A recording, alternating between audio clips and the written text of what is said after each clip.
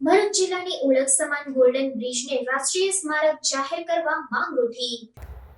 ભરૂચ જિલ્લાની ઓળખ સમાન ગોલ્ડન બ્રિજ હવે ભૂતકાળ બનવા જઈ રહ્યો હોય તેમ લાગી રહ્યું છે। નર્મદા મૈયા બ્રિજના નિર્માણ બાદ ગોલ્ડન બ્રિજ પરથી વાહન વ્યવહાર બંધ કરી દેવામાં આવતા તે હવે નિરર્થક હોય તેવી પરિસ્થિતિનું નિર્માણ થયું છે। ત્યારે તેને રાષ્ટ્રીય સ્મારક તરીકે જાહેર કરી તેની યોગ્ય જાળવણી કરવામાં આવે તેવી માંગ ભરૂચ સિટીઝન કાઉન્સિલ દ્વારા કરવામાં આવી છે।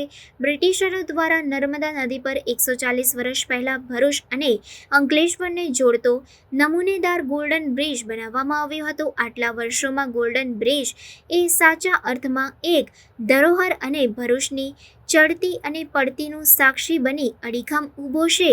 નર્મદા મૈયા બ્રિજના નિર્માણ બાદ ગોલ્ડન બ્રિજને લોકો માટે સદંતર બંધ કરી દેવામાં આવતા ભરૂચવાસીઓ થોડા નારાજ થયા છે।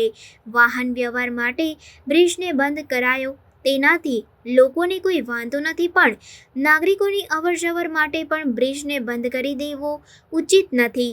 ભરૂચના સિટીઝન કાઉન્સિલ દ્વારા ગોલ્ડન બ્રિજની ઐતિહાસિકતાને જાળવી રાખવા તેને રાષ્ટ્રીય સ્મારક તરીકે જાહેર કરવામાં આવે તેવી માંગ કરી છે। ઉપરાંત પ્રજા માટે એક આકર્ષણનું કેન્દ્ર આ બ્રિજ કેવી રીતે બની શકે તે માટેનું સંશોધન કરવું જોઈએ અને એક સુંદર પર્યટન સ્થળ આર્ટ ગેલેરી તરીકે તેને વિકસાવવું જોઈએ।